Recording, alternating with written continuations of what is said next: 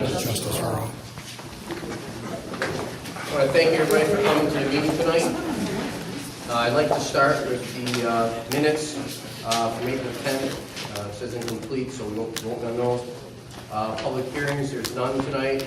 Presentation and comments. We'll start with anyone in the audience, like Mr. Lawrence.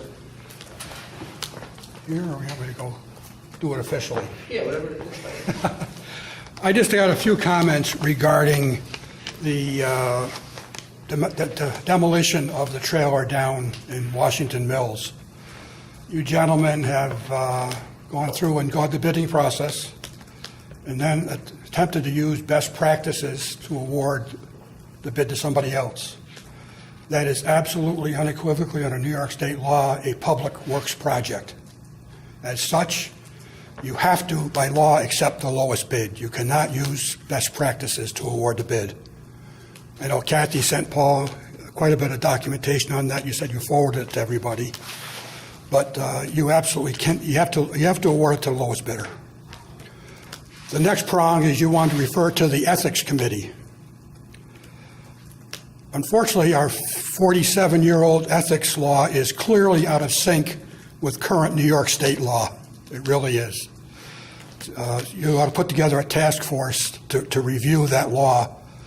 There was many changes in 1992, which required annual disclosures, and a number of other things that this town never has implemented.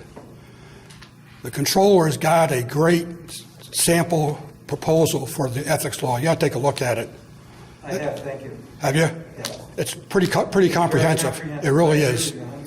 So you ought to get at least get into the 20th century. Thank you.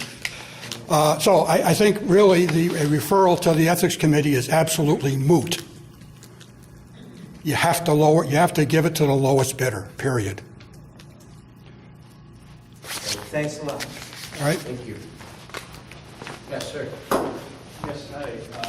Mike Dunn, 9229 Lowville Ave. First and foremost, I would like to put on record that Jim Mess has been excellent. Him and I have been working together on this situation about this mobile home that this gentleman was just talking about. I live about 150 feet from that mobile home. Lucky you. Yeah, I mean, it's 13 going on 14 months now that this has been laced wide open. It's not been secured. It's very dangerous. It's probably infested with rats by now. I've got pictures if anybody wants to see them on my phone, and it's quite deplorable, actually. And I'm just speaking as a mouthpiece for the neighborhood.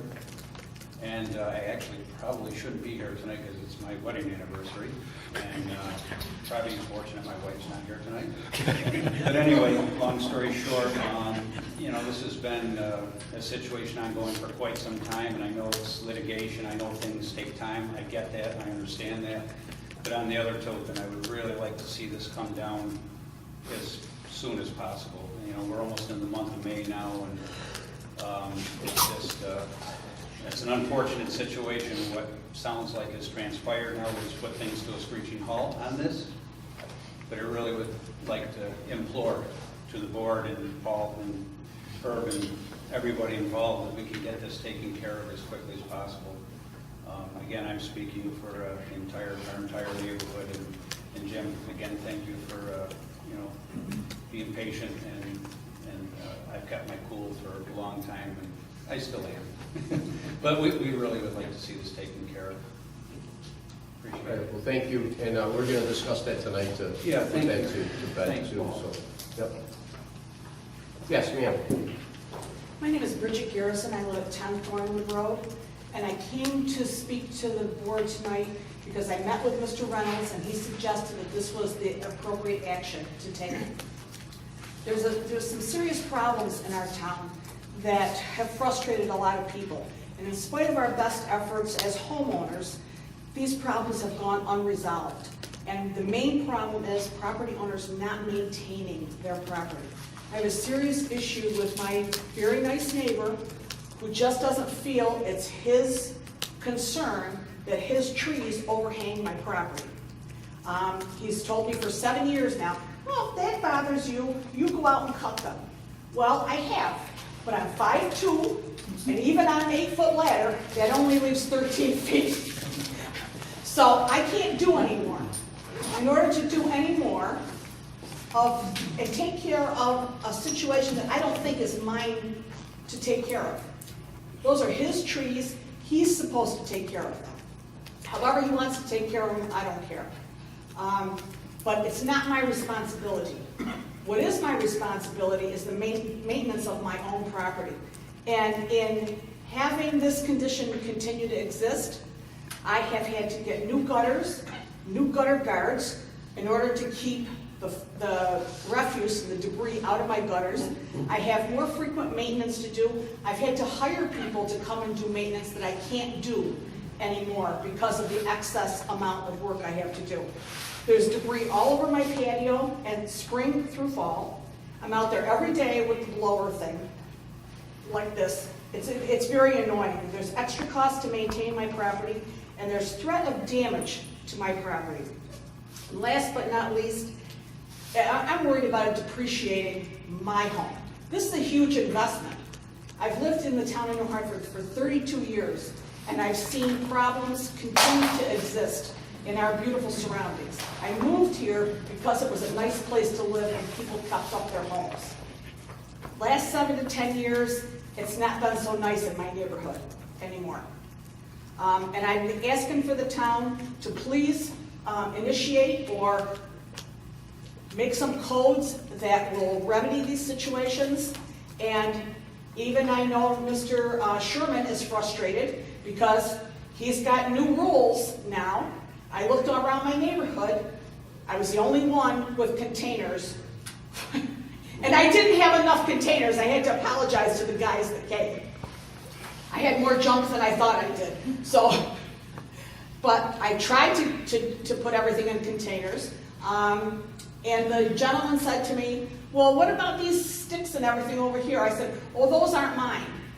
I said, those belong to my neighbor. He said, oh, by the rules, he should have left them there. But the guys took pity on me and said, I said, you're not going to leave them here, are you? They said, no, we'll take them for you. Don't worry about it. So they took the sticks and all the other junk that was out there. And I appreciate that. The guys in the town highway department do a tremendous job for us. Spring, fall, winter, I have no qualms, no problems with them. I wish that my neighbors would be as concerned about our surroundings as Mr. Sherman and his crew are. And I'm asking you, and he's even said, he's not going to pick up things. Well, people who leave stuff out and they don't pay any attention to what time that things are going to be picked up, they don't care if they're left out. It's only the rest of us who have to live with the debris who care if things are left out. So while I applaud him for going 1 or 2 steps further to try to remedy this, I think we need a system of fines. People understand when money is coming out of their pockets that they need to make things better. Thank you. Thank you very much. And I brought pictures for Yeah, you. I met with Mrs. Garrison on the property, and as you can see from these pictures, there are multiple trees that impact this. This issue has been brought up, similar issues have been brought up before, and there doesn't appear to be any easy answer to it, except that she certainly has the right to do the trimming. Absolutely. And I really don't know where to go. I did encourage her to come in and present the issue.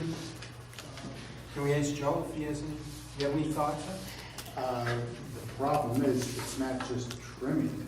This is a very expensive process that has to be undertaken. We commonly recommend that the owner notify the owner of the trees, if possible, the insurance company and the town, that this is a problem. But there's nothing on the books to satisfy the people affected by this problem. Right, there's nothing in our code that would allow you to initiate a proceeding. Yeah, there's not It's a even civil- anything, it's ordinarily a civil Matter matter, between 2 properties. and it's generally recommended that they notify the owner of the tree and the insurance company if they know who the insurance company is. And there has to be I would dare say hundreds of similar situations where either the owner of the tree takes responsibility or the party that's being encroached on, they do the trimming. I'm not sure how we could legislate that. I'm open for suggestions. No, I know, because we've had, what was his name? And I did see. Sam. I did Sam see- used to come to all the meetings, it's the same situation. Yeah, I think same thing, and I think we, as a board, went round and round with this, and yeah, there isn't much solution. I think I do, correct me if I'm wrong, Joe, I mean, a homeowner, anything hanging over, we have the right to trim that up at our expense, correct? Well, I mean, the homeowner, sorry. Not the knowledge, But, I The mean, homeowner has. Sometimes $1,000 I per understand. tree. I mean, Yes. I did it because I had pine tree, a neighbor next to me, I trimmed them up. It's an incredible It's- expense. It is, but, I'm just saying, from a legal standpoint, the homeowner has the right to do that. Obviously, there's a pool here, there's, up here, I don't know if that's a house, or a shed, or a No, garage. that's my garage. Garage. So certainly, I see where you're coming from, and a lot of extra work. You know, I got an estimate to have the trees trimmed. It's $600 was the cheapest estimate I got. If I'm gonna spend $600, I want it to put it into my property to improve my surroundings, not to do somebody else's. What is somebody else's responsibility? Well, I think legislation, if you draw a vertical line from the property line, I think legislation for any encroachment, if they want to keep their trees, it makes sense to have legislation that if your trees are going to encroach on somebody else's property, there has to be some responsibility assigned to the person who owns the tree. Yeah, the other issue though, once you, so if we're looking at this as a fence line and you go up, now you're weakening the tree. Well, that's the Where other, it's- yeah, you that's see the what I'm other saying? Where issue. it's- Because if I go ahead and spend the $600 and trim those up Right, with a bucket and everything, Mhm. the next thing is, if that tree dies, it is my responsibility. Well- Oh, no, no, no. so they're already leaning towards your way anyway. Yes, they are. So by you trimming it, it's only gonna make it, in my It's opinion. gonna make it worse. Yeah. Yes. So, and the trees don't look, in my opinion, look the healthiest, but, just from this picture, but, And not only debris comes down, big branches come down. yep. It goes right over my roof. I don't want to have, I know I'll be covered by insurance because I've done what I'm supposed to do. But that's not the issue. I don't want to have an event like this when we could, with some legislation, this could be eliminated. You have, you've notified the owner in writing, I have. the insurance company? I didn't notify his insurance company, I notified my insurance company. And my insurance company said, send him a registered letter. I sent him a registered letter and 3 times he refused it. They sent it, the postman brought it back to me. I took the letter and I took it over to my neighbor and said, please read this. And he got very upset and very nasty about it. And he told me, send it to his lawyer. I'm not gonna get involved with lawyers and spend money on attorneys unnecessarily. This is not right. And I need help from the town to remedy this situation, not only for me, but for everybody else.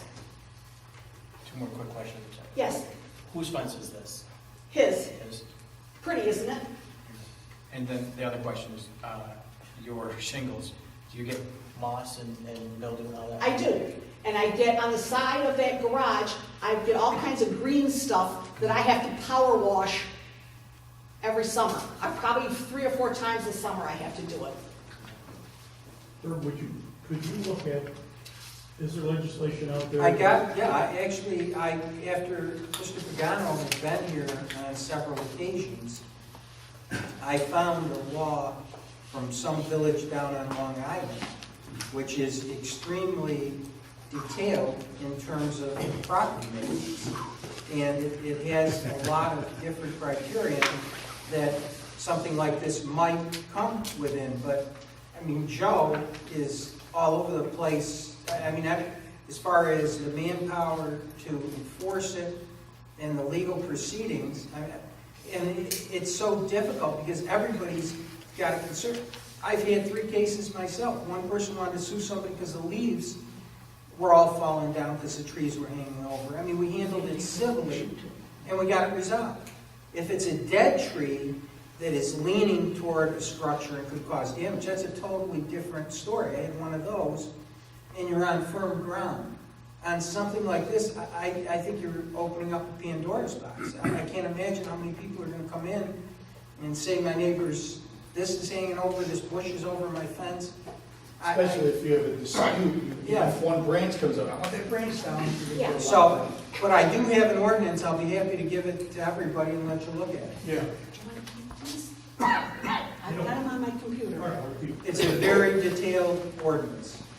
I mean, this is like, I think, the third or fourth case in Yeah, a year. maybe there's another ordinance out there that is not, that makes more sense. Well, this one's good, I mean, this one's enforceable, but the question is, I mean, Joe, This is the third or fourth that's been brought to the board. Yeah.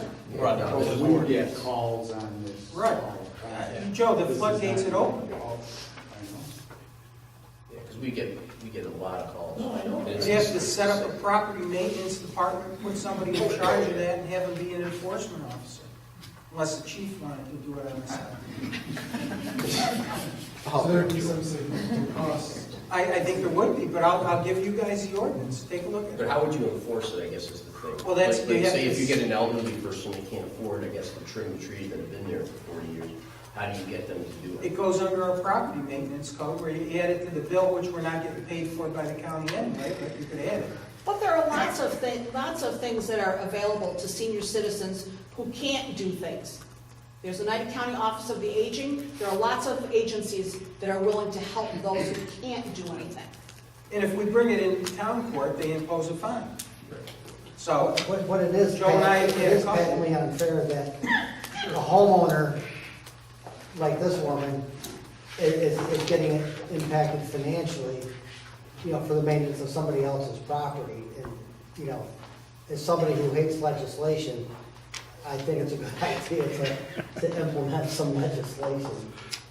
Well, I think another thing too, going forward, is maybe we should have where people plant trees. Because, people put up new homes, they put up trees, now they're putting them on the line. 10 years later, we're back to the same thing again. Maybe we should say so many feet off the line, I mean, start there at least. So newer trees that are being, Our right of way is also impacted by someone that planted a tree 40 years That's ago, right. and now it's impacting the right of way. we had those issues in the past. And now the tree is, 50 foot tall and 10 foot wide. And the town's paying for it that are, take those trees down to $4 or $5 grand. So, I think if anything, we should at least start with new applications, at least at that point, and then maybe move it on too. But I think we need to do something now about, putting a new tree in or putting new things on the line or really look at that. Yeah, I think going forward is always good to do that, but looking at what's presented to us tonight, and it sounds like what Joe gets, maybe your office gets bombarded with these calls. I mean, Excuse me, why can't you do both at the same time? Why do you have to start with new trees But and then go to old I think we trees? just have to put the staff on to do it. I mean, that's really the issue, because this is a huge issue that takes a lot, it's very time consuming. Yes, And the problem is the staff that we currently have, is it gonna make it for all these other complaints, So I think we have to get the staff in place to actually go out and take care of these issues, because if we don't, then it's gonna bring more issues. Why isn't my problem getting taken care of and we have a law on the table?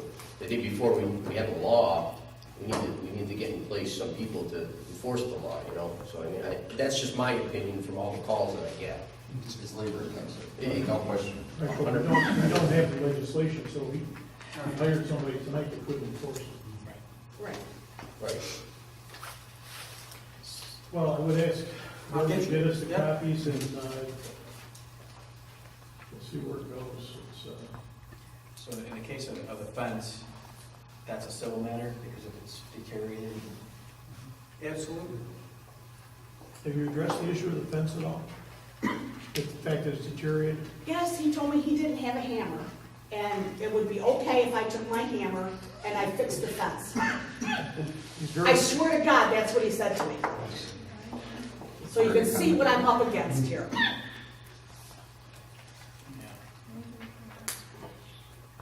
He said it very nicely, but still. Yeah, but still, it's, you know, I mean, come on, this is a very expensive house. I've lived here for 32 years, and my house is pristine on the inside and on the outside. The only problem any of my neighbors ever have with me is that my house looks too good. And I've been told that. As bad as this fence looks, it's probably better than looking in his backyard if you took it Well, down. no, I would look at that hedge, which would be fine with me.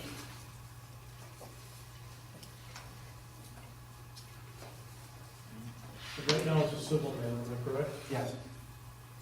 And we'll look at the legislation and see what we come up with. Okay. Thank you. Thank you very much. Well, can I- 1 minute? Sure. That Long Island legislation on that is brutal.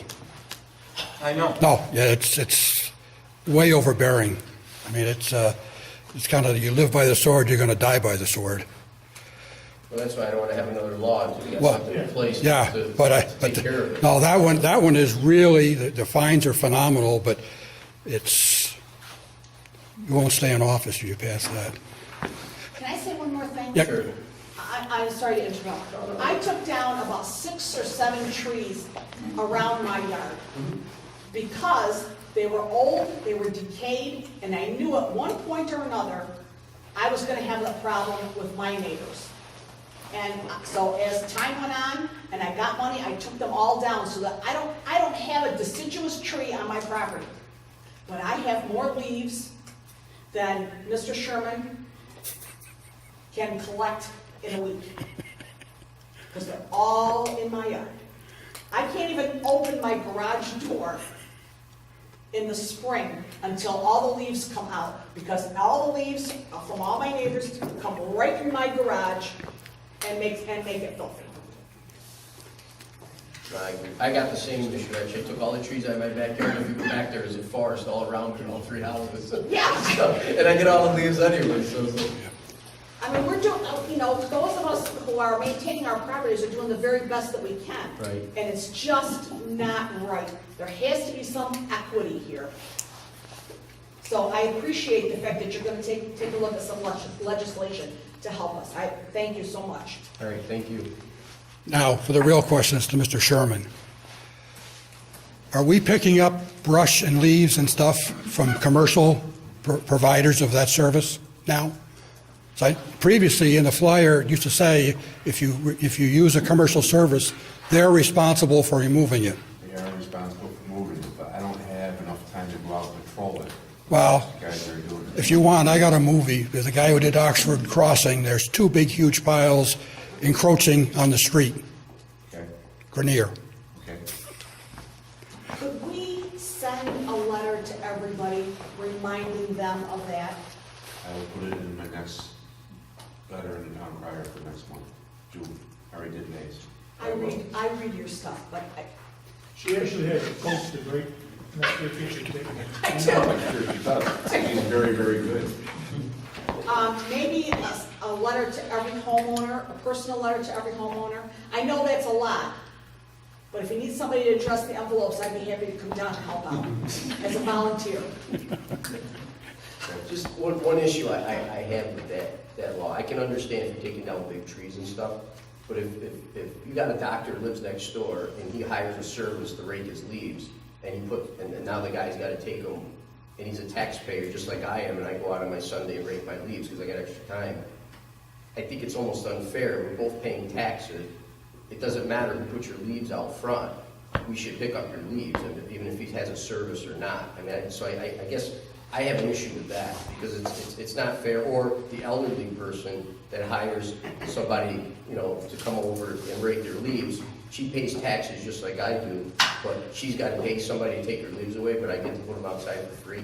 So I'm not with the trees. The trees I understand, that's a service, but when it comes to leaves and brush, that's coming from your house on a regular maintenance day, you're still paying taxes. Everyone should get the same service equally and fair. And I just think that would be unfair just because someone can't maybe do it, or somebody maybe that's handicapped that has to hire a service. Why should they pay to get their leaves taken away when I go outside and clean for free?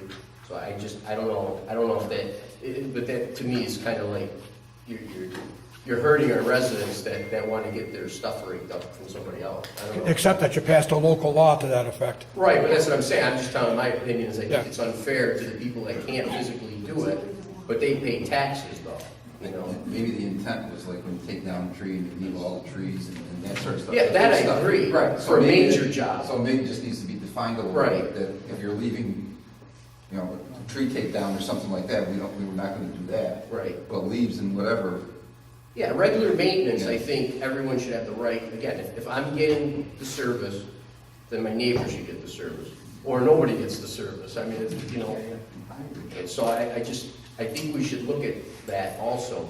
In fact, you know, maybe Herb, we can definitely do something with that, but I definitely think for the leaves and brush on a regular maintenance, then everybody gets the fair treatment. Because then no one's out there going, well, she's getting hers picked up, but I'm not getting mine, and you know, because then it just starts problems too. And that's calls that I've been getting, so, you know, again, just my opinion, but, I agree with that.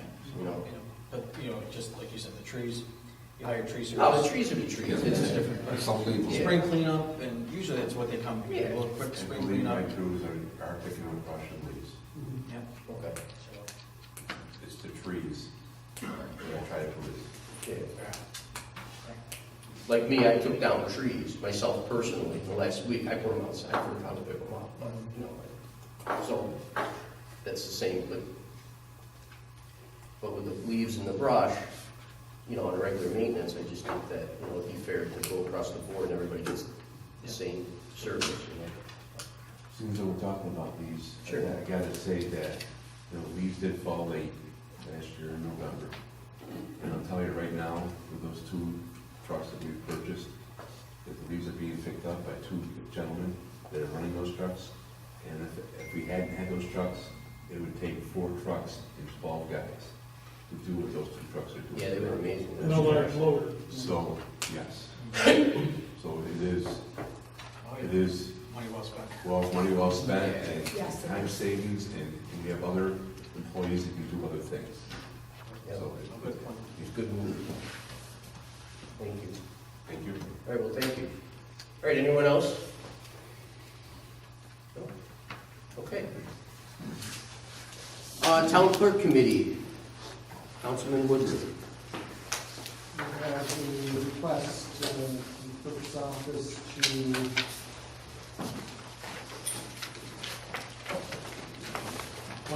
KYP, is that correct? Okay. With a salary of $15.27 payable by Nico, motion to accept that. Second? Motion by Rich, second by Dave, discussion? All in favor? Aye? Okay. Yeah, so we have fireworks here that we wanted to do for July 5th for the holiday. In your packet, there's results that are here.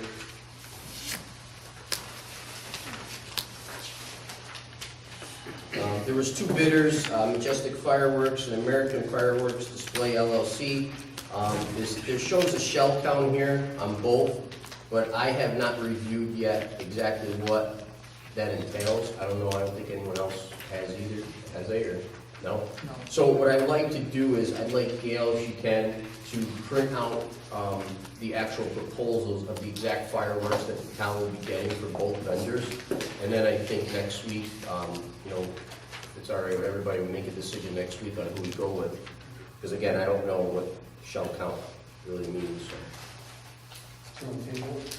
Is that okay with everybody, or? I would just, if I was to guess, I would think that would be the number of actual bottle rockets or whatever. But it doesn't distinguish the sizes. Yeah, we They don't could be like. all brown ones and not. Yeah, are they the big ones with all the lights, or are they the ones that are just small? I mean, I don't know, so. Sure. I'd like to at least look at it and see what we got. And then, do you mind, Gail, if you can email everybody the results? of what they are, just what kind of real show we're getting. Okay, perfect. Sound good? Yep. Okay, great, thank you. Next is Niagara County Association's Towns Dinner Meeting. Rich? We have, second out at the Princeton Hotel, we're looking for anyone that's going to go, on May 16th.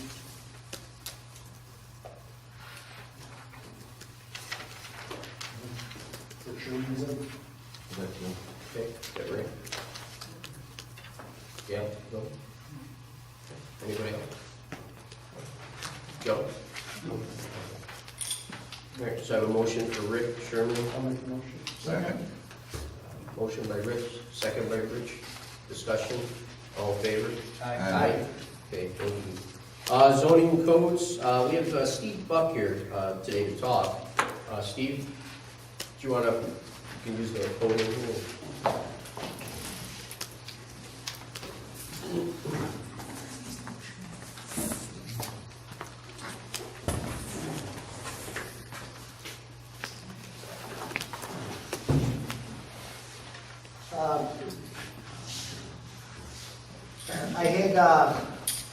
I'm working with Joe Booth on trying to finalize everything for certificate of occupancy for the 36-unit apartment building. And a gray area question came up as to what our intentions were as far as roadways go, what we were paving and what we weren't paving. And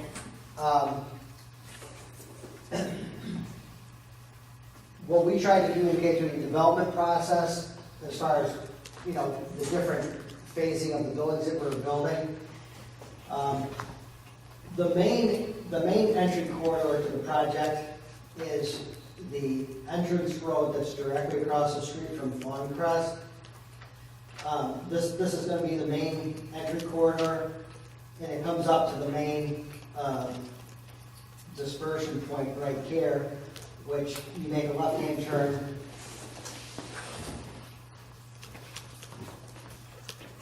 Make a left-hand turn to go over to the condo-style buildings that we're building right now, which is building 6 and 7. Both of those are under construction now? Yes, both of these are under construction. Yeah. Right here. And so what we've constructed and paved to date, which we're looking for certificate of occupancy, we've paved Carter Court all the way up to the dispersion intersection. We've paved Copeland Court over to this dead end right here. And we've done the paving all the way around the 36-unit apartment building. And we don't have any intention of paving it, but we did put in this emergency access road that we plan on keeping gated with no entry, even if after we finish building everything out. The only reason that this road here exists is going to be for emergency access, you know, for fire trucks. When the project is done, that will not be used as an entrance or exit? No, it's always been our intention to have all the traffic flow from this one point. Is that where the gate is currently? No, like, the gate currently is right here. I thought when you first brought that to the board, Steve, I thought we wanted two accesses. And I know there is per se with emergency, but I thought that was going to be open all the time. That's my perception. Well, the only, the additional access was not meant for traffic. It was simply a second emergency access, just in case one exit got blocked out for a car crash or whatever. So, just, I don't know, I mean, just what's your thought process of not keeping that open? I mean, why would you not? We want to have one access point, because at the most right now, we're only going to have a maximum of 100 units, and, you know, we'd like to, we always like to access, if we can, we'd like to keep it a single entry access point at all times. And like I said, you know, we reluctantly added this as an emergency access point for, you know, a second means of egress, you know, to the site for emergency vehicles. I don't remember any discussion about emergency access being separate or provided in a different fashion. You said you're not gonna pave that, or ultimately you will pave it, or? Ultimately, we will pave it, okay, if we end up doing the construction down here. But again, we don't even know if we're gonna end up building anything down here yet, but we wouldn't anticipate paving it until that point in time. Joe, question for you. Having one access point there, does that meet our code requirements and everything? Or? At full build-out, he's required to have 2 access points, Okay. at least at the original proposal. At this point in time, I don't believe it's necessary. Fire chief signed off on the building. I just thought because the town board approved this project that you're looking at right now, he's asking for a CO to finalize this portion or this phase of the project. That the town board should at least see what he's proposing and either say yay or nay. But Joe, wasn't this referred to the planning board The planning to board. review the site plan? Correct. They then came back with that site plan with their recommendation of approval. Correct. Don't you think it should at least go back to them for a review as it relates to eliminating the one driveway? Well, I don't think it's an elimination of No, the driveway. no, It's- we're not- we're It's not- issuing at least a conditional or a temporary certificate of occupancy for the large 4-story, actually 3-story structure With one entrance? with one entrance. And I didn't want to take that responsibility on. Yeah, I And don't the think planning you board, it's a little more concise. I have one person to go to. I'll report to the planning board chairman. Here I have 5. So I thought it should be public and it should be a consensus. What's the condition of that road now? I mean, you say it's gated now? What is the surface now? Well, we've had over 1,500 deliveries by tractor trailers, concrete trucks, so, It's a gravel road. yeah, it's a gravel road, but. But you're still gonna build, you wanna build over on the side, right? Yeah, So if you build there, you'll pave the road. yes, Well, So if you already- pave the road now and then you build, you're gonna destroy the road with all the trucks coming in. right, I right. mean, I think that's really what this is about, right? Or no, am I wrong?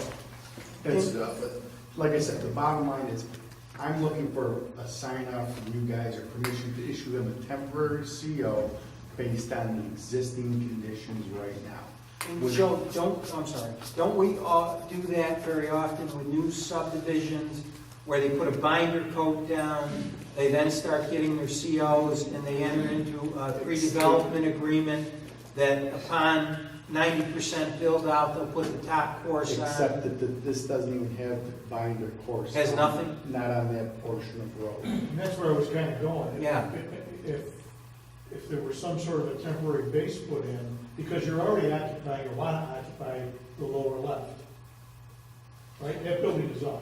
That's. Right, this section is all sub-based in. It's just the paving, we wouldn't pave this until we do the construction down in this area. Steve, what's sub-base mean?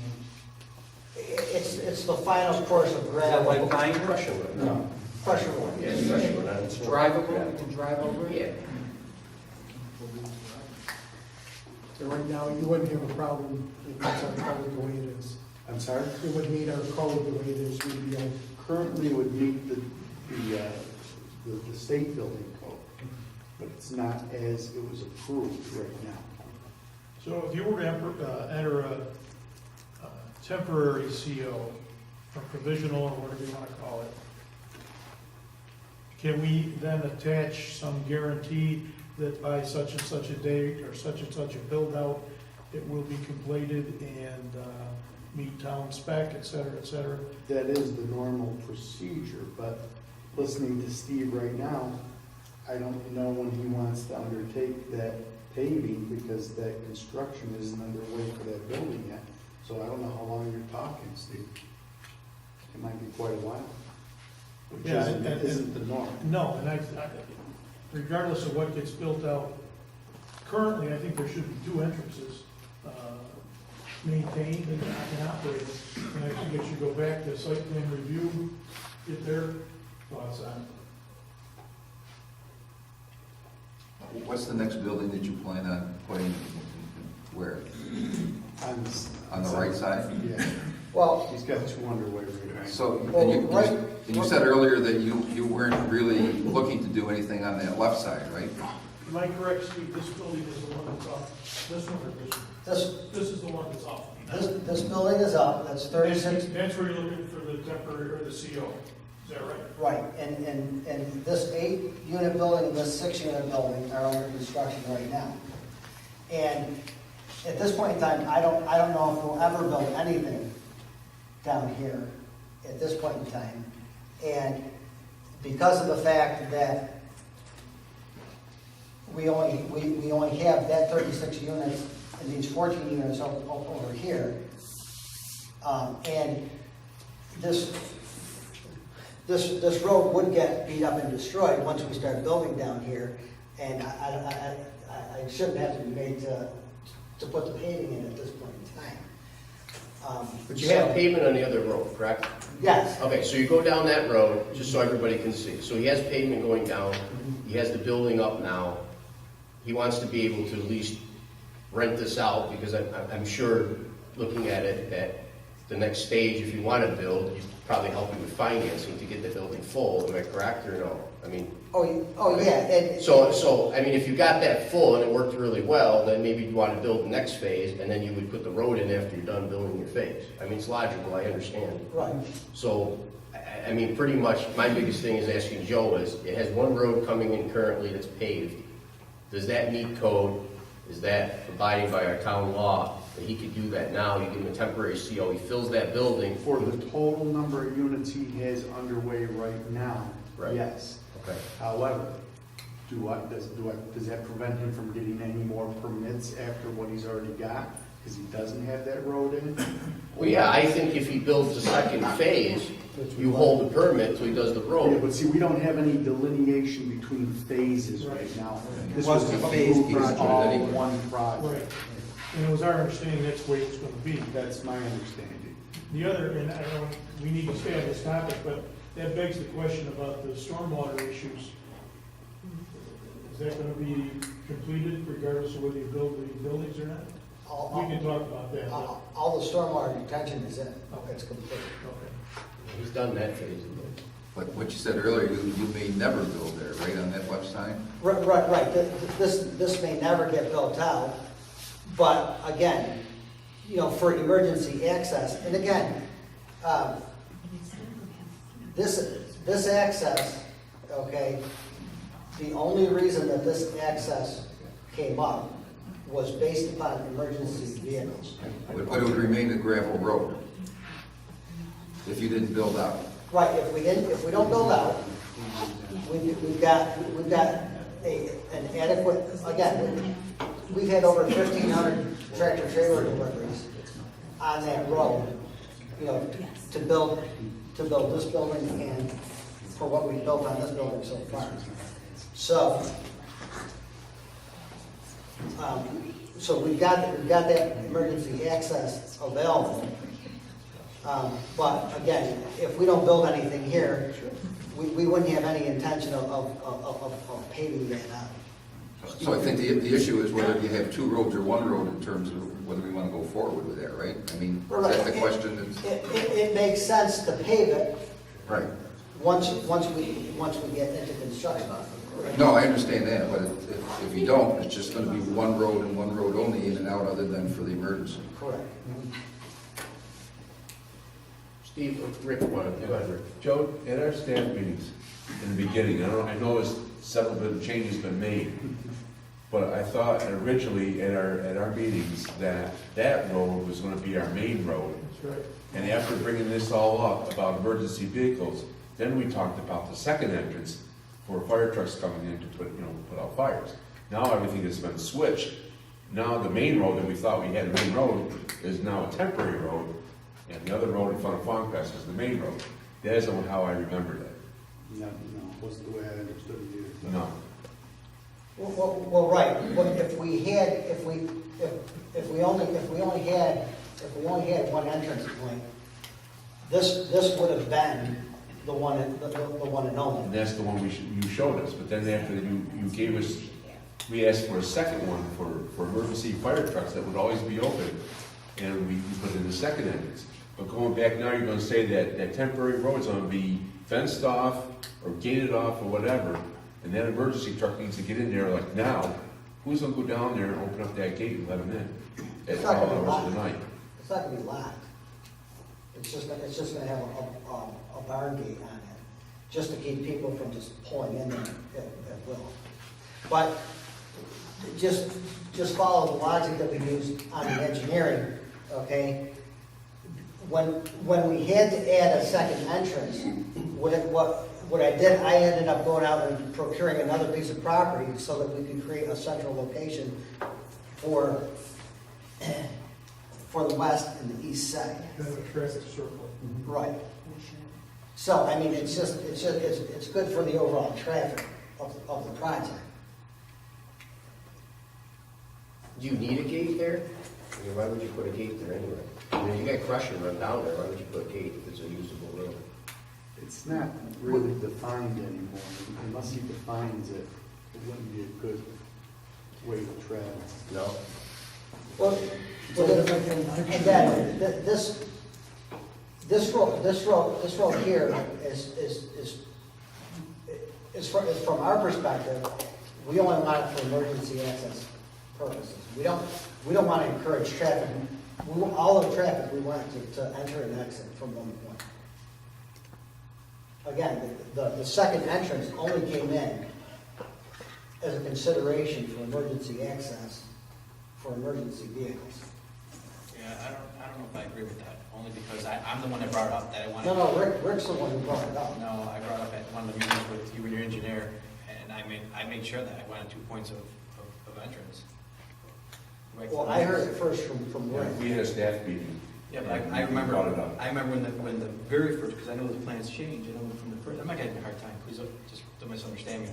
The first plan came up, I said, yeah, my concern is I wanted two entrances and exits and so forth, and then I think you guys redrew it, and then you put it in there, and we voted on it, and then you came back again, I think, and then reconfigured out some of the units, and I think there's a statement made that the first plan, that was the maximum number of units, and then it shifted you about more property, and now it's more units, and I'm not gonna go into the logistics of all that, but it just seems like things change, and, like I said, I know what I said, and I know I wanted 2 entrances for this development, because it's important, it's a lot of, people at 120 or 90, times by 2 cars, maybe 3 cars, that's a lot of cars for one way in and out. I live on a cul-de-sac, and I don't like the fact that I only have one way in and out, and when it's locked, it's. Well, if we develop out here, like, that's gonna be paved, and if we have to, we'll open it up for traffic, but for the number of units that we have, I don't think it's a lot of traffic for a single entry point. Steve, when we did the coordinated review, there probably was a traffic study that you had done, correct? Yes. And that traffic study referenced the 2 points of entry and exit, didn't it? And when county planning looked at it with 2 points of entry. I just think that the safer course of action would be at least to let the planning board take a look at it. Because, if that's how it was approved with the 2 entrances and exits, I think clearly this board can give you a conditional permit to start occupying some of the units based on the 1. But I think it would be much better to at least let the planning board at least see it too, because I think everybody was relying on your final drawing that showed 2.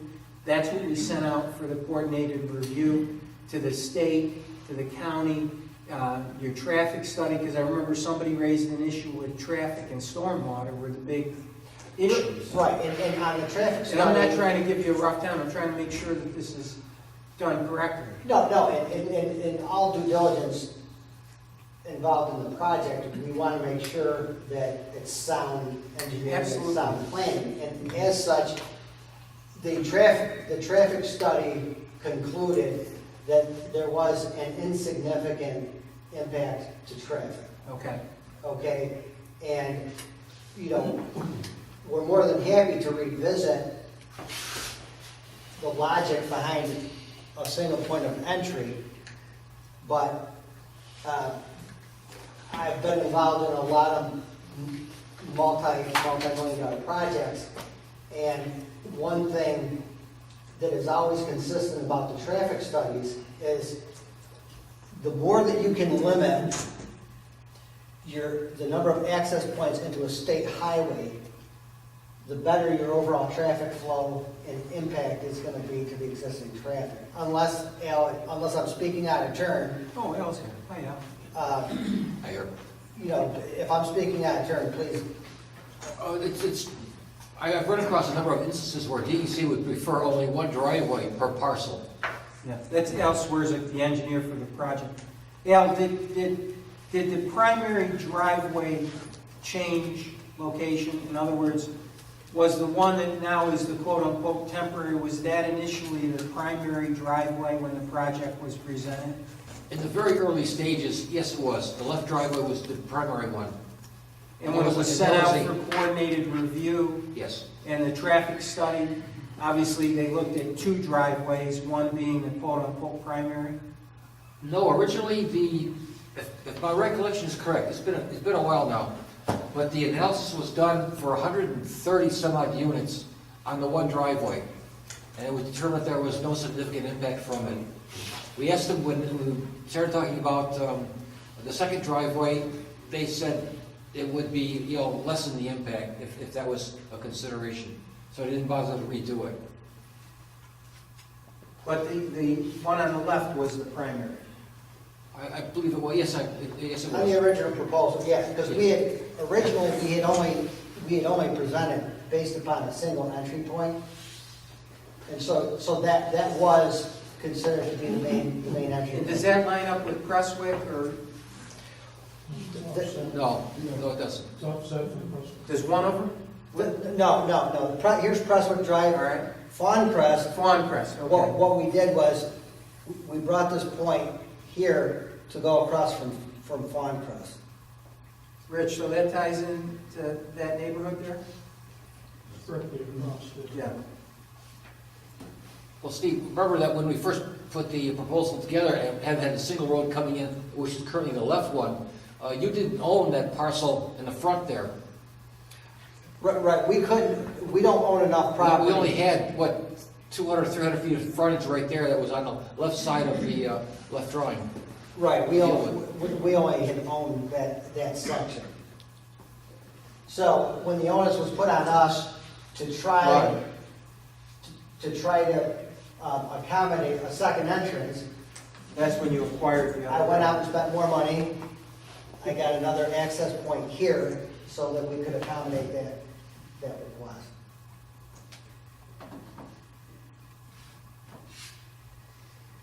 So Steve, onto the left, do you own that property there for an access point to the rest of the project, or no? Yes, yes. Right now, here's No, our I'm saying on the other property. side. You go to, yeah, So here's our property corner right here. on the other side of the map. To the left. Steve. left. No, To the left. Right to the left. This here? To the left. Left. Keep going. Keep going down the road. Yeah, that's what I was gonna point out. Here's one property corner, and here's the other property corner. Okay, so you don't own anything after there's a retention area there for water? To the east, we don't own anything here. Hold on. Okay. See this area in here? Right. This is where the road, you own this here? Access point? No, there's no property line. Okay, so you don't own, you can't get access to here later on for your other development? No. Okay, all right, that's something different.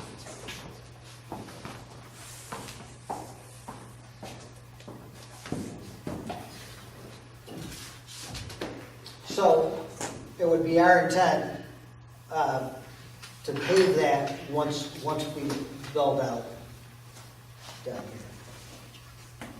But if you don't build out, you don't want to pave it. No, we don't have any intention of paving it out if we don't increase above the current.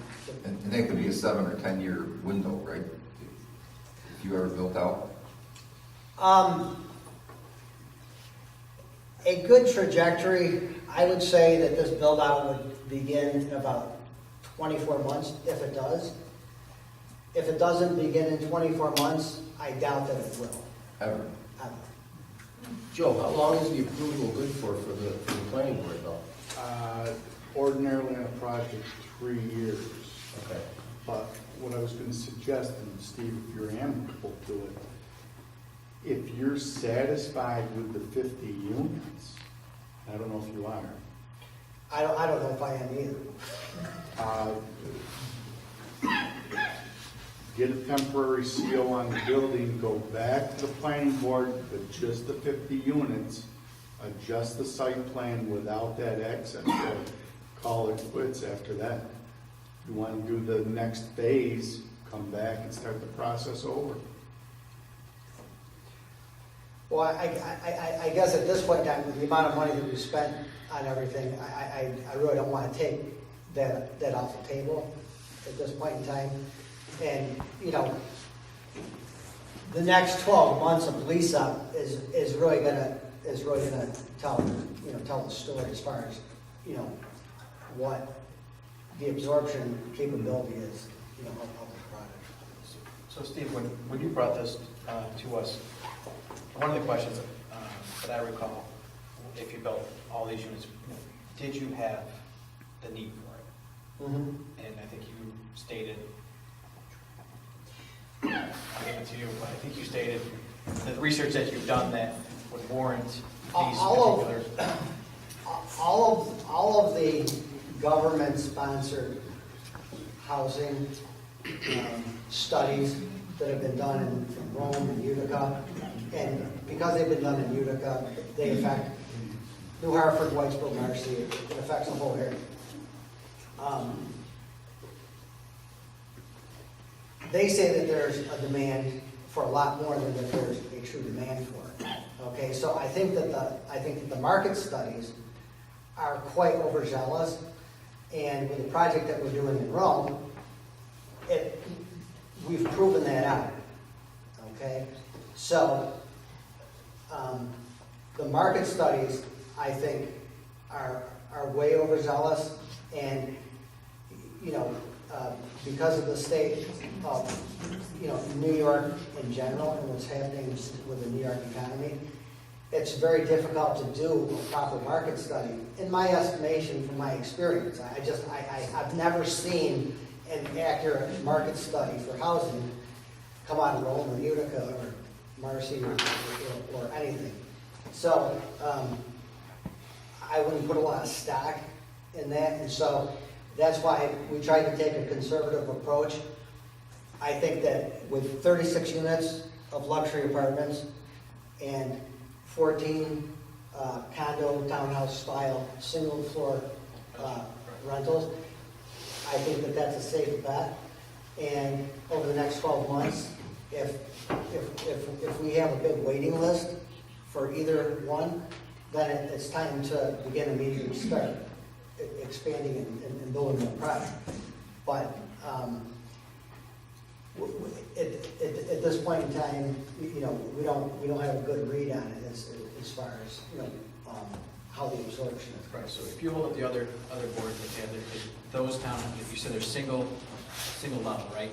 Yep. I think, because that was, I don't know if that was positioned somewhere different before, or there was a change, but I think there was a demand, as we know, it's an aging community, we've done the demographics on that, to state that, you know, they don't want to go up and down the stairs and so forth. So I think there is a big demand for those. And we think so as well. Which one, I don't know what that does to your floor plan. I did drive by the other day, and I just want to commend it. It does look very nice, what you have so thank you. far. I mean, Yeah, it's, we're happy with the outcome. Even Joe said it looks like the rendering. Yeah. So but you don't own those 3 buildings in the front near Clint Road, right? No. No, Are those even occupied or? Joe, give us your proposal again. What did you say? Go back, go ahead. If Steve was satisfied with the current 50 units, I would suggest that he's got some small issues with the building that still have to be addressed. We at least give him the temporary certificate of occupancy so he can start occupying the units by May 1st.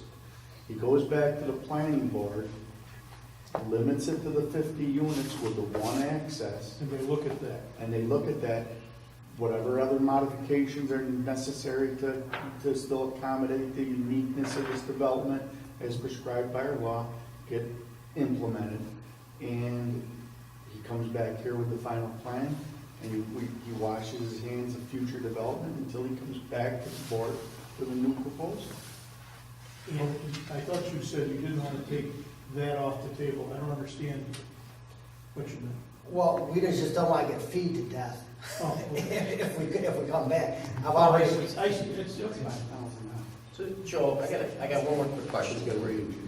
So if he went right now to the planning board, asked the planning board to make that an emergency entrance, maybe put a sign at the end or whatever at this time, not to pave it, and give him a timeline, or no? The only thing about that, Paul, is our fire department, and I know he's had heavy equipment on it, he'd have to somehow verify the strength of the road, test the gravel or whatever, to the satisfaction of the fire department. The fire department's already injured equipment on bad roads.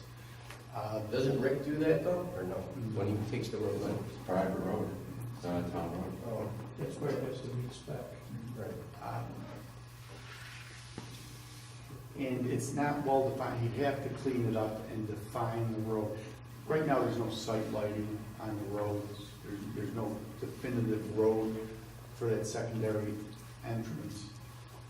Is it a good crush and run road currently, or is it? Steve's not kidding when he said there's been some heavy equipment on Yeah. it, concrete trucks and everything, so he. But the only reason I ask is instead of him giving up what he's entitled to from when he first started the project, right? Him going to the planning board right now, asking the planning board to have the one entrance in and give him a timeline on paving the second entrance, but still giving him the opportunity if he wants to build. Say he rents that out in the next 12 months and he's excited to build in Hartford, you don't want him to have to go through again and then, there might be, who knows, but he's already went through all the steps and paid the money. It's a good idea. Right, that's what I'm saying, Yeah. all he does is he amend it to a phased project. Right. That's all you do. So he's not giving away his rights that he already got awarded, and he's also able to move ahead with his project to rent. That's actually And if he not right. leases them, He doesn't. Yeah. exactly, and then he comes back to Hartford, he wants to build more, they build on the project that, It's a phased project, that's Yeah. all it is. is that fair enough? I mean, yeah, that sounds a lot better. I think it's logical, Yeah, that makes sense. all right? And then you can start renting and try to get people in there and see what the market bears. Right, and so like I said, I already know that there's already a very distinct path forward as far as absorption. If we see the proper absorption over the next 12 months, we would start this building next year, finish it 1 year later, late towards winter, and then, then we would be paving that road, April 15th, get ready to Different see words, but what. they're doing all over the country, so I get it. Is that good with you, Joe? Is So that Paul, good is with the board? there a pre-development container on this job? Yes, yep, On this from the start, this was before my time, so I don't. there is. Okay, so there's, town still holds a retainer. I asked that the town still hold a retainer, that Steve make application to the planning board within the next month, so, with a final plan, and the planning board phase the project. Right. Were the special features put in, or the walking trails? Well, that's Is that what stuff the done? planning board's gonna have to. No, but is it in? No. None of it? Yeah, the walking trails, I haven't seen yeah. Because that's how you have to go with the PDD, with the unique. Yeah. Landscaping isn't, completely done. That's the way to go, phase it. Next winter, is that gonna be plowed? Oh, yeah, we can plow that.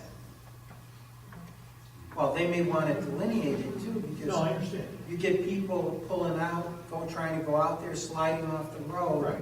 Guess who they sue? Right. Well, we're gonna keep the gate up here. Okay. We're not, again, unless somebody forces me to, I don't think it makes good sense to open up 2 entry points. Sometimes people visiting someone there may get a little confused and try and go out that exit or entrance, not realizing it's gated at the end. Yeah, Well, there has to be some provisions made to make this a little safer. Slide off the road, I'm telling you who they're gonna sue. There has to be some provisions made to make Lawyers. this safer. That road has to be closed off. Guardrails have to be But the put on. planning board will make recommendations on that too. And one of the recommendations might make it easy for you, having the floors are plastic and they bounce, that in case an emergency vehicle has to go through them, they can go through them. But a regular car is gonna see the barricade up and they flex like this. Right. That says stop, do not enter or something. You can maybe do something like that, I don't know, again, it's up to the planning board. But that works, they have them at hotels and stuff, so God forbid a fire truck has to get through. They run right through it, it doesn't even hurt the vehicle. It just Oh, goes yeah, right yeah, through. once we have traffic down here, we would definitely want to make it safe. But they're like loaded, so it's up, and then any emergency vehicle can go right through it and not hurt the emergency vehicle. So check into that, maybe the planning board will agree to that. So the way we're leaving it tonight is I can issue a temporary CO as long as the site is made safe. Guardrail on the bridge, some type of barrier to that emergency road, and he makes application to the planning board for a phased project. And it's approved. And it's approved. And in that phase, proposal, that would be a paved road, because I understand the construction, and I wouldn't want you to pave road and get torn up and do it again. Right. Then that would be an open road, right? When he opens up the Next phase. But right now, the planning board probably would be limiting him to the 50 as the first phase with the one entrance way. We have a resolution. Yeah. And how long of a temporary CO is the board going to be satisfied with?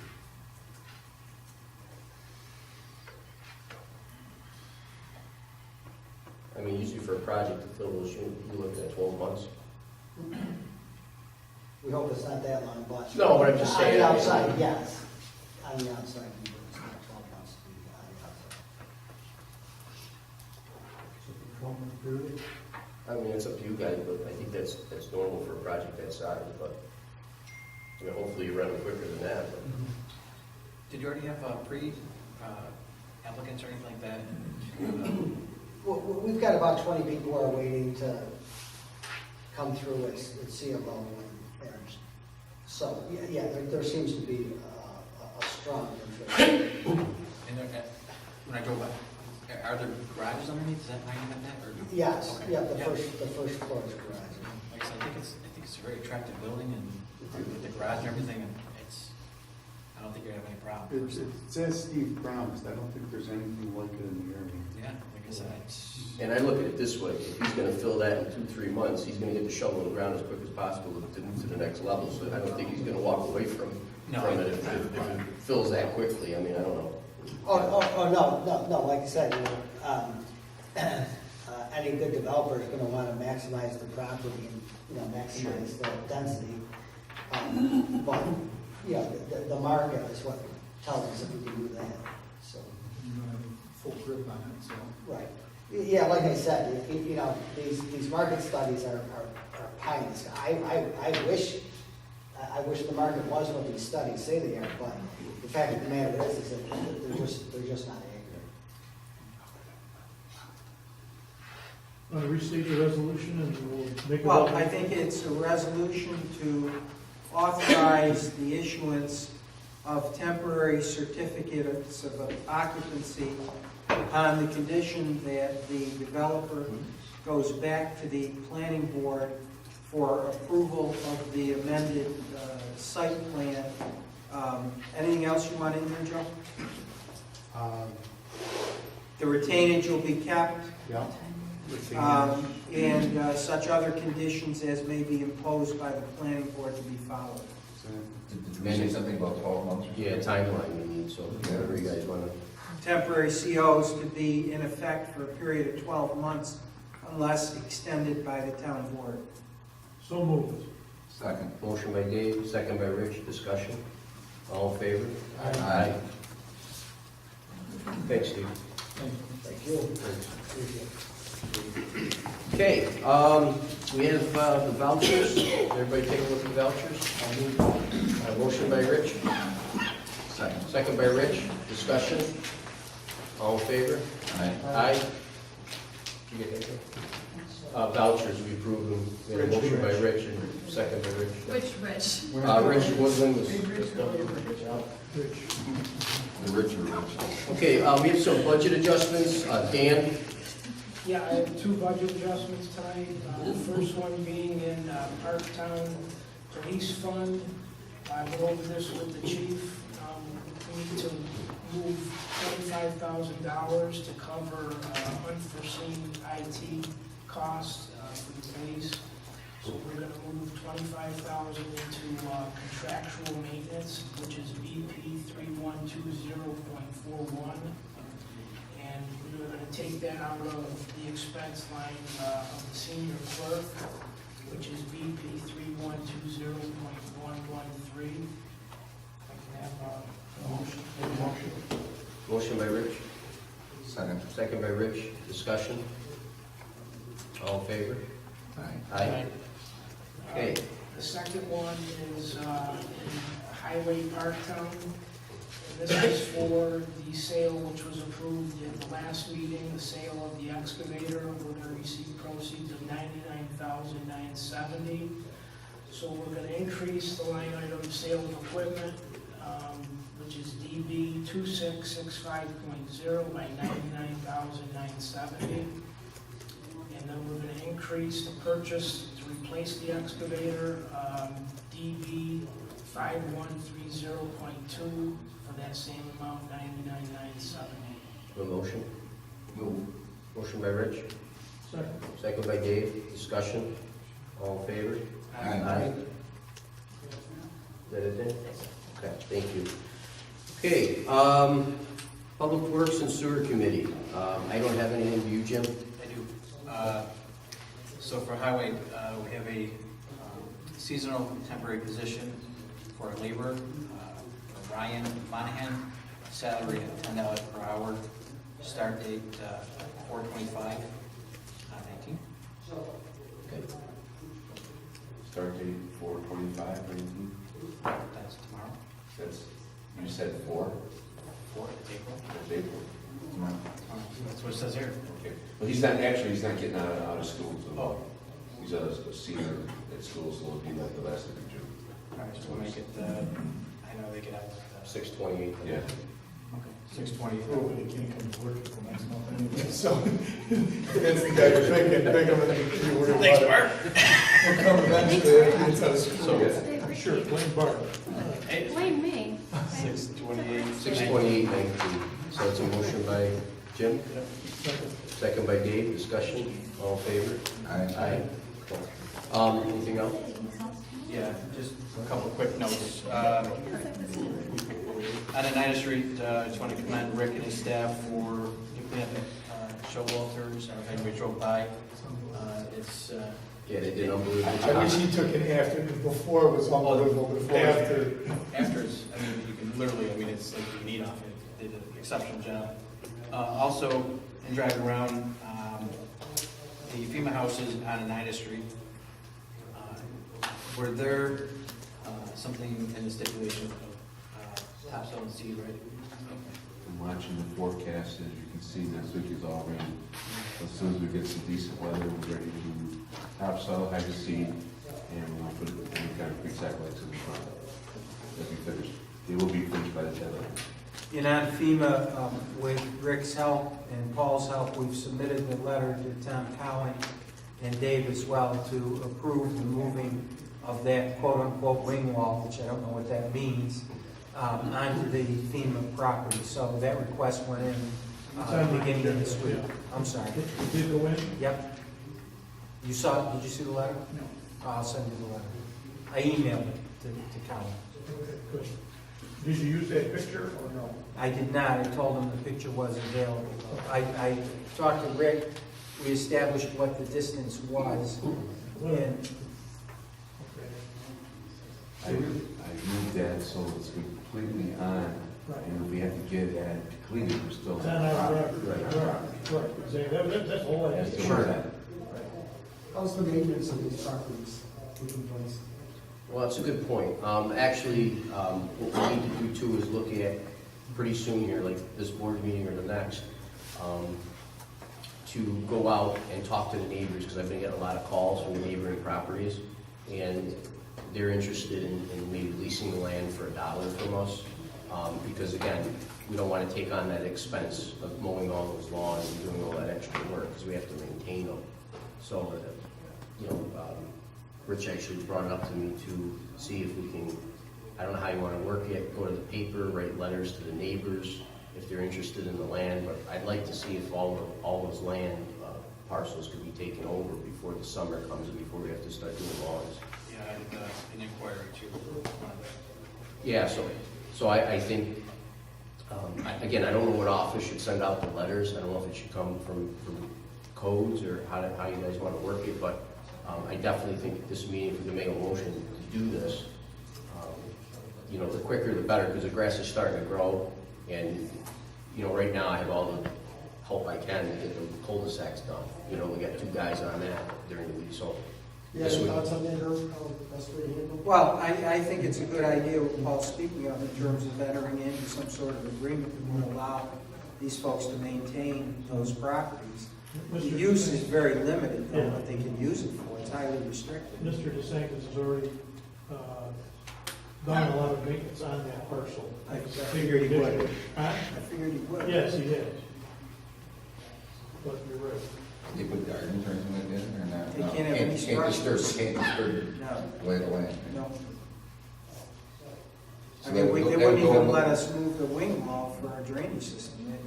I put the request in, and we can't even do that without permission. So in the letter, those restrictions will be spelled out, so there's no misunderstanding. Yes. Well, they're in the deed. They're in the deed. They're in the deed, all the restricted. No, I understand, but if you're. In the letter to the people. Right, Yes. they don't Yeah, think yeah, they yeah. can use it for something else that. Right, they think they can put a garden in Right, there, they can't. right, Or okay. store a boat on it or. Right. Well, I would attach a copy of the deed to each letter, and that will actually show exactly what the restrictions are, so they know up front what they're getting into. So do we think we should send it out to adjacent homeowners? Well, I think that's the only benefit to anyone, right? You don't want to give it to somebody, it's not, it just don't make sense, so I think, see what they want to do. And if 2 owners, I think, are interested in it, maybe do something partial with both or something, I mean, I don't know. They should have insurance, obviously, if somebody gets hurt. Right. So you could split it where they would take, because you got 2 adjoining properties, and if it was one Each lot, take half. and then you just take half and call it a day. Correct, yeah, I think, but we just need to make a move, because again, if we have. I make a we get- motion that we notify these.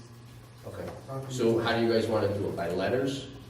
Letter, yeah. Yeah, I think- Okay, letter to each adjoining property owner? Okay. Can I just clear it with Colin before you do that? Yeah. Yeah, Just can we make can sure we make a it's- motion, and then if it's cleared, then, okay. Okay. Just so, because in the next week, the lawns are starting to grow. All right. I gotta put them on the schedule. So it's not muddy the water on that issue. It's counting. Wait till we get the answer on the wing wall Yeah. first. I'd like to get that squared away. Well, In case we have to make some other notes in the letter or something. Well, it did say in the FEMA recs, I have them in my office, that we can do that. We can lease it to the adjoining For property lawns, owners. yeah. For lawns. So I say we just send it out and, See what the interest is. yeah, see what the interest is. We're not locking it, we gotta prove that anyway. Right. So, and then if it, or at least get it set up, because if not, we're gonna be in the June, we're gonna be rolling all these places. That's my only concern, we're gonna need another person to do that. I mean, there's 11 big lawns to mow. Yeah, I think we get some interest. I'll second his motion. Okay, motion by Rich, second by Rich, discussion, all in favor? Aye. Okay, so I'll get a copy of the deed with the letter, and we'll send them out to both adjoining. Thank you. Yep, thanks. Just two more things. Sure. Do we have any grants left from the parks? From that? Grant money? Yeah. No, all the grant money's been used. Yep. Is there something specific that, Well, I don't know what the cost is, but like some of the other baseball fields, gravel. okay, so, I don't talk, know, I don't even know what they use on there, but, it's the dust. Diamond. Yeah. is that where it is? So, I mean, some of the kids are sliding already getting caught hands. I mean, it just started. Yeah. And unbeknownst to me, which I talked, informed the rest of you guys, I talked to Paul about this. So there's a couple different divisions in Little League in Dewar. There's minor A, B, and then the Little League itself. They're using Chadwick's as a baseball field for minor A, a lot of games. And I mean, it's a great, I mean, the park is great, I mean, the new parking lot, everything, the lights. It's just that the field's kind of out there. I didn't really make sure it was there, because it's kind of right past the playground, but it's in kind of, rough shape, just the not the grass, I mean, some of it's uneven a little bit, but that's fine, but just the playing area and the surfaces is just rough, and I think that's the same in the athletic park and then at Sherrillbrook. So, I don't know what that costs or what that entails. Me and John Randall looked into it, it's about $45,000 to do all the fields, and material. He knows how to do the field, so he could do it in-house in the parks, but it's about $45,000 in material.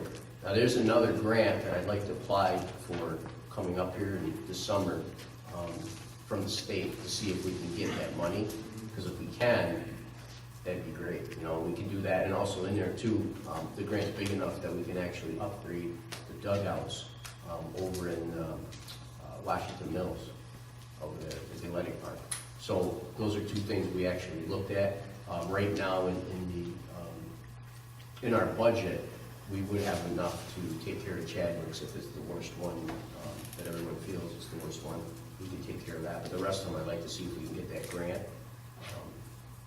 I think it's doable, and I think it'd be a big help, because I'd like to kind of earmark some projects for the parks for next year, and go out for a couple of these grants again. So, we finished up this one, the grant money that we got, the $250,000 last year. We'll have that finished up by June after we get the pickleball courts and stuff, and so that'll be complete. And then this next grant, like I said, I'd like to go out and get, that'll be for baseball, for dugouts, and also for a basketball court, too, a new basketball court, hoops. Sure. But if you guys want, I can start working on that. I can bring you information. If you want, I'll do the grant. It's up to you guys. But Yeah, I think it's used a lot, April through almost the end of June. Sure. I didn't realize it was that. it's so expensive. Yeah, it's expensive material. Safety. Oh, sure. Getting all cleaned up. Yeah, so we spent $7,000 in mulch for the playgrounds. It's just, Randall would know, but we did have a stockpile of that diamond mix. Yeah. It's still there. yeah, they used a lot of it up. It's gone.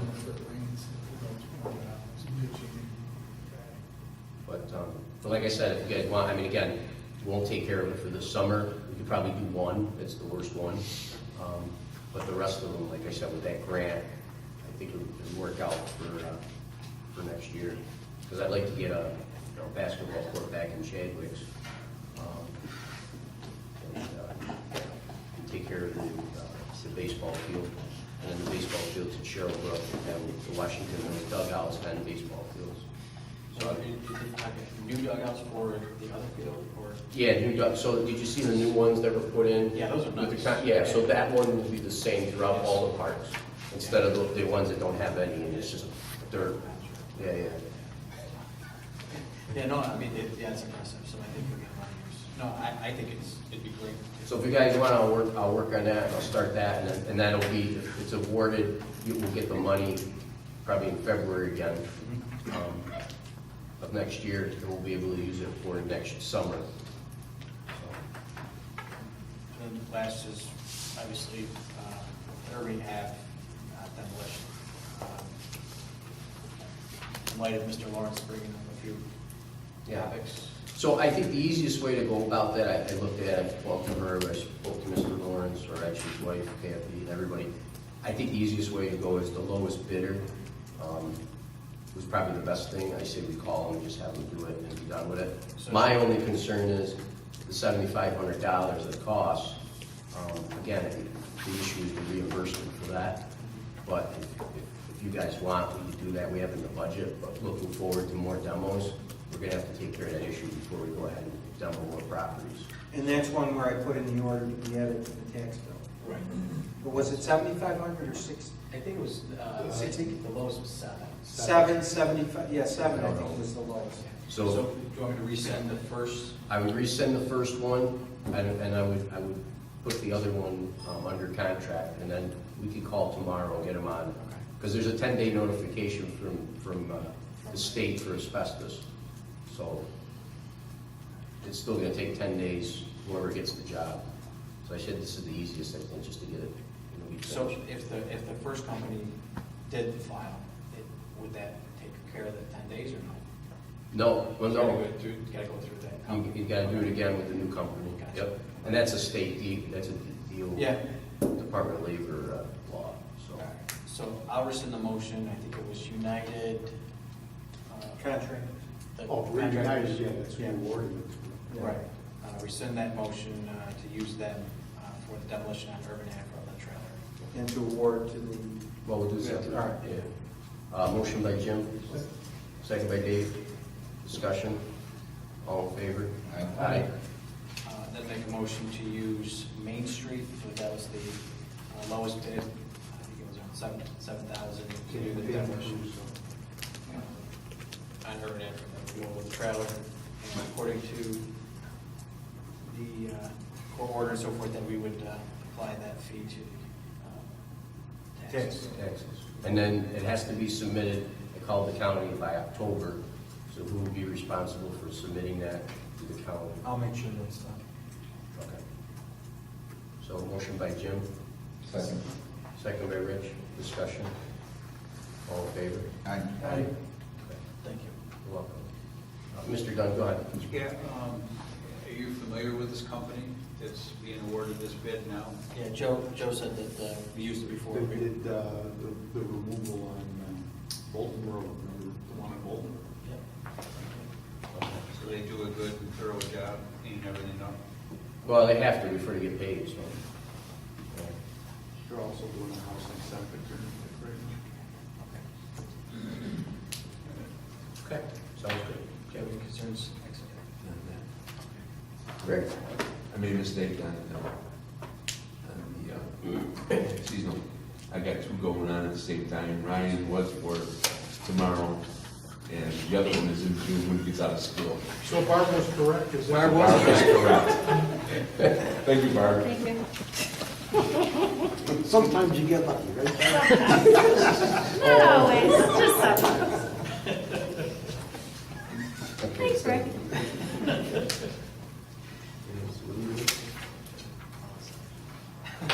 All right, so we have to change what we have to, At the amendment. it's a different person, right? No, Same person. same person, just the day.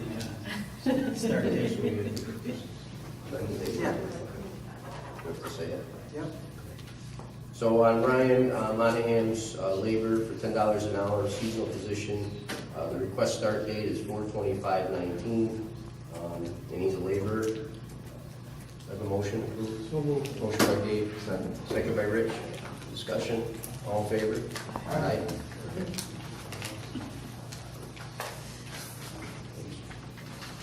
First mistake this year. So you get one. That's it, you're done. Okay, anybody else, Public Works?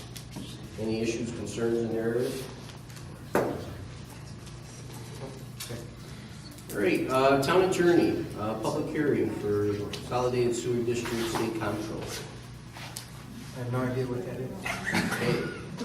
Okay, that's an end. Okay, executive session for employee history of particular person. Yes. Okay. Before we do that, I just wanted to acknowledge, some of you guys knew John Margaretti. He passed away last weekend. He was the town attorney for many, many years and served the town very well. I just wanted everybody to know that. Yeah, I need a motion to go into executive session. Is this? Oh, I'm sorry. Go ahead. Do what you got. All right, yeah, I got you. So for Highway Superintendent, Rick Sherman, he needs a credit card for his department. I think it'd make it easier. We did, but we left his name out twice, too.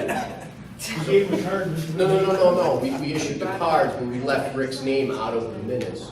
So we gotta just reinstate that Rick Sherman's on there. We did it for the chief, and we did it for Or our he does have office. a card.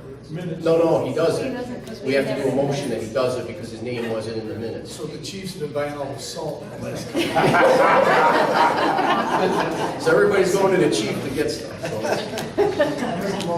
Okay. Motion by Rich, we give a credit card to Rick Sherman for the $20,000 limit. Second by Rich. Discussion. All in favor? Aye. All right, great, thanks, guys. All right. Second. I got a few things. Don't go around. Okay. One thing I want to say, the rec center LED lighting project is going to be complete next week. It's only got 5 lights left, and the grant will be issued to us, so we'll be getting $11,000 back on that. So they worked out nice, and the parents have been real happy with what's going on over there with that. Also in saying that everybody's requesting Wi-Fi at the rec center. We have it there.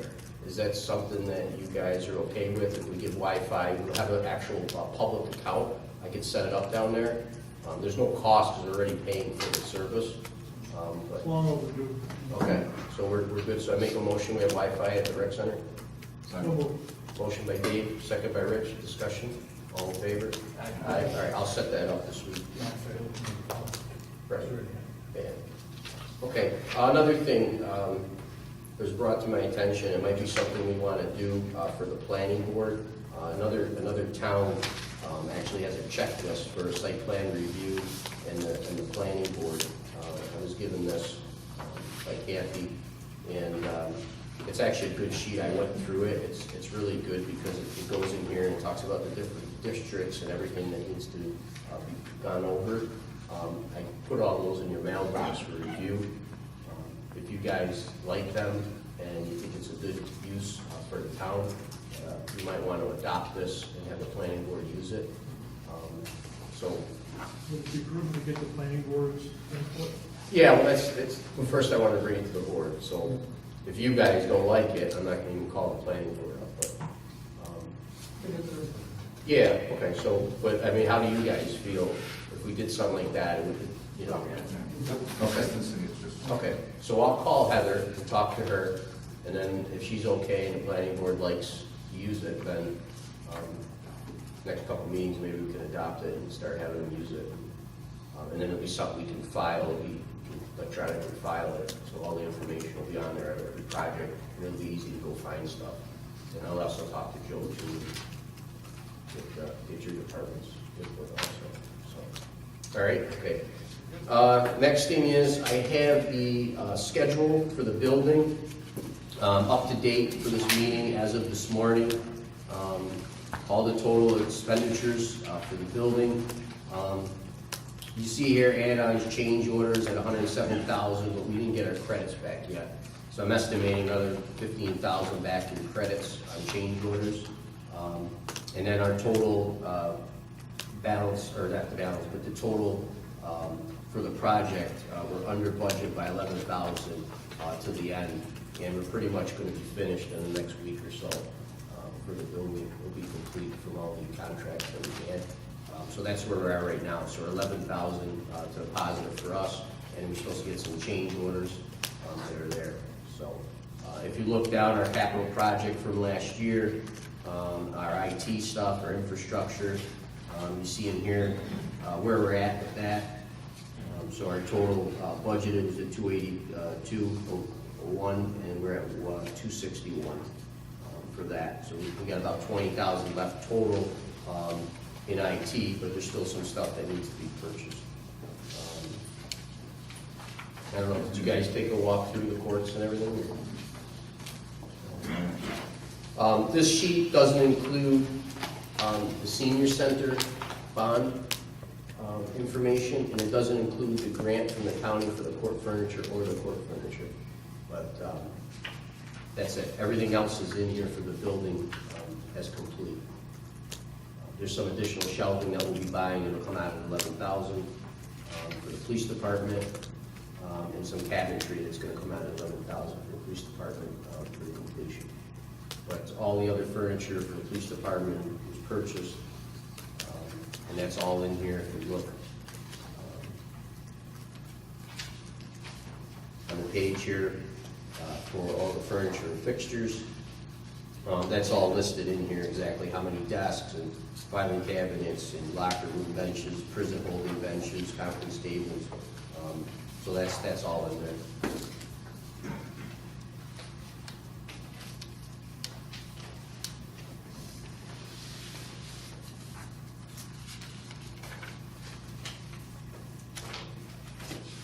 Any questions, concerns, input, anything you'd like to see, change? What's already moving date? So we have May 13th for the police and courts. So that's the date that the IT services and everything will be changed over. So far, I believe we're on track. I see that happening. But we're right there. I mean, the contractor should be out of here in another probably 8 to 10 days. I mean, again, there's always going to be some little quirks that you have to come back and fix. But again, we have retainage, so, they'll fix them and they'll get, like they'll have to honor and pay them back for the retainage. What would the senior center be? Well, I mean, the senior center is really done. It's just the equipment has to be in place. So since Eileen hasn't been around, we probably, as a board, want to make a decision on that, what we want to do or who we're going to put in charge of the transition. I don't know, maybe Dave and senior committee and Rich, maybe you guys could get together, I don't know, and see what the plan, what they want to do. Well, I think you need to go forward with the plan as it was presented. In other words, have a layout of the equipment. Why can't we just do the install? Well, we can. That's the easy part. The problem is we need the health department certificates and everything that Eileen's scheduled to do. So I don't. That's the part that I don't know if currently they can take care of right now. So that's what I'm saying. We'll have to have a meeting with them. And I think Eileen is coming back Yes, we're having a next week. meeting, I think, on the 5th. Yeah. Okay. So if you guys want, I mean, the work part we can get done. That's not an issue. I just want to make sure the health department comes in and does the inspection, and I just need a timeline. That's all. Because Willowdale's good through June, or May 31st, right? Correct. Yeah. But we can get them. This can get done quick. I mean, there's nothing really left to do. This can get done quick, but the key is the health department to come in and do the They're not going to inspection. come in until that's done, eh? Right, no, I understand, but I just need a timeline of when they want to, because usually they come in, if they find an issue, they got to come back. I don't want it to, I'd rather just get everything all set, have them come in and do a because they do a pre-inspection We'll too. get together and figure it out. Okay. There's new tables coming in and everything? Yeah, new tables, all the chairs I purchased, they're actually in there. So yeah, there's everything there for them.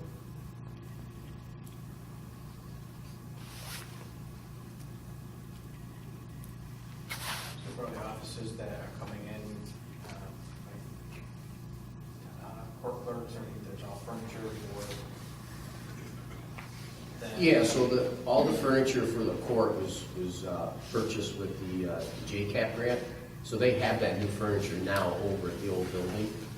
So they already have that furniture, so they're just gonna transition that here. Police department, as you see, I bought, don't quote me exact number, 16, 18 new desks, bought 20 new, secretary chairs, or I bought 50 regular chairs if they're out here in the public.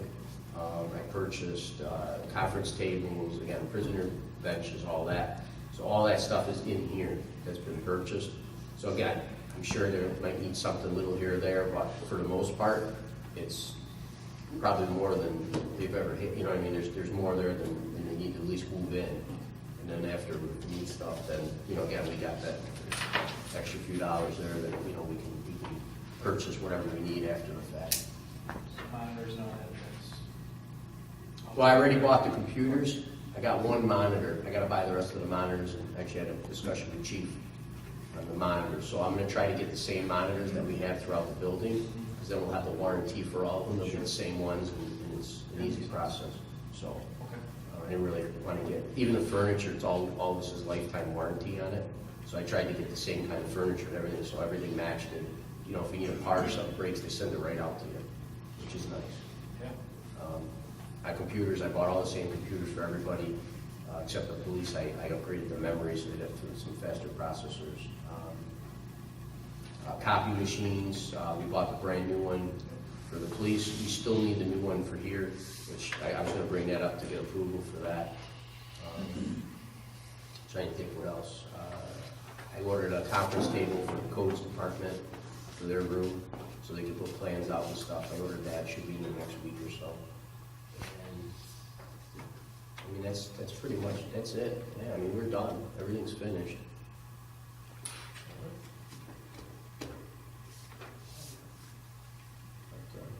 Yeah, anything else? I mean, any input? I mean, when you walk through, anything you see that, That's good. Paul, who's taking care of signage? Maximum occupancy, men's, women's room? I've been buying that from a company, like those signs that you have for your name tags that are on your doors. And you actually make them with a laser printer, and then they put behind the glass. These have to be accessible signage, braille.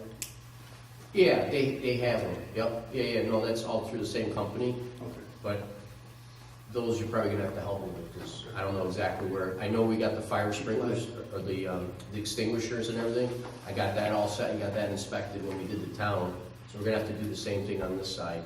So I got that in the plan to do. He's just waiting for the completion. The floor plan showing exits. The floor plan like for this room. That we recently, the permit signs? Showing where the exit is in relation to this door. Right? I don't know, it's a requirement. Okay, all right. Well, the two monitors that you guys see outside too, those actually will be a map of the building and show where you are and where you want to go, and it'll tell you which way to go to. So that'll be another thing. Also too, people will be able to go on our website or activity planner. So those monitors are out there to do all that. They're like at the mall when you go, and you find yourself that they do the same thing. So they're out there. So that'll get all hooked up once we're fully functional. So, you know, that's something that will be nice for residents when they come in. It's just touchscreen.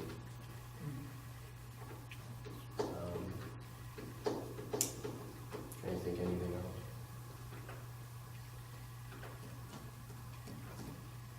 Nothing else. Oh, the roof. Did you get any feedback? I called him, he was supposed to come look at it and get it done. I make a phone call to see if it's done or not. Right, thanks. Okay. I have been in contact with him, yes. Okay, perfect. All right, so there's the leak when they put in the new furnace from the roof. That's got to be taken care of. There's two of them left. So that was the guy that we contracted. I don't know who. That's all right, but the guy that we contracted to do the roof repair, a couple of them, he'll come in, they'll finish that, and then that'll be all complete. So, I mean, that's it pretty much. I mean, anything else, though, any concern or anything that you guys want to see or do before we finish, or?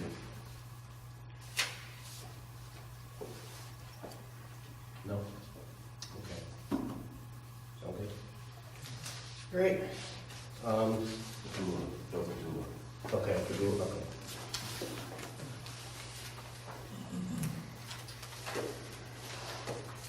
okay. Just quickly, last time we were in, we spoke about having a part-time person for the parks to run activities. Somebody that would come in on a part-time basis. my personal, feeling is that somebody should be here in the morning, somebody should be here later in the day after everyone goes home also, and on weekends too, that somebody can go to events, because that's when our events are, after 4 or on weekends. So, somebody that can do that. I sent out an email, I got some replies, I added that to the rec program duties list. I also gave you guys the Director of Recreation from Civil Service. We did call, they can do part-time for the position. It wouldn't include benefits or nothing like that, it would just be a part-time position. But again, I think that's all we need is a part-time position. I've been running it myself for 13, 14 months now or more. And I think that's what we need is a part-time person, just to keep things in check. And besides that, I think it would be efficient. Again, you just got to find a person with the, excitement for the job. That's the key. So again, hopefully you get somebody that's got some excitement, and they can keep the same vision that we've had for the past year in the parks, and get some stuff done. When we're defining part-time, 20 hours or less? Yeah, well, we were going to do part-time salary position. Salary position. So that way, if they come in for 25 hours or 24, it's the same salary. And we wanted to make the salary like 22,000, because that's what we have in the budget already for the person that actually left. So that 22,000 from his salary would go over to this salary. Are we prepared to advertise the position? Well, that's what I wanted to do tonight, is advertise the position and see, again, they have to meet the requirements, and have park experience, recreation experience, so, yeah, the key is finding somebody that's excited about the position, that wants to make things happen, that's the key. So we got a lot of programs going on right now, we got Girl Scouts coming in with plans, we got Environmental Day, there's a lot of things still going on that we're even booking. So again, it just needs somebody to keep that momentum going throughout the years. I forgot, does it also say it has to have supervisory experience or not? Let's see, the board, I believe it does, let's see. Supervise people? Yeah, because it says direct, supervision, yep. But that's the requirement. Yeah, requirement for civil service, right, yeah. Yeah, so, again, I think a part-time person is what we need. And I think it's a cost savings going this way.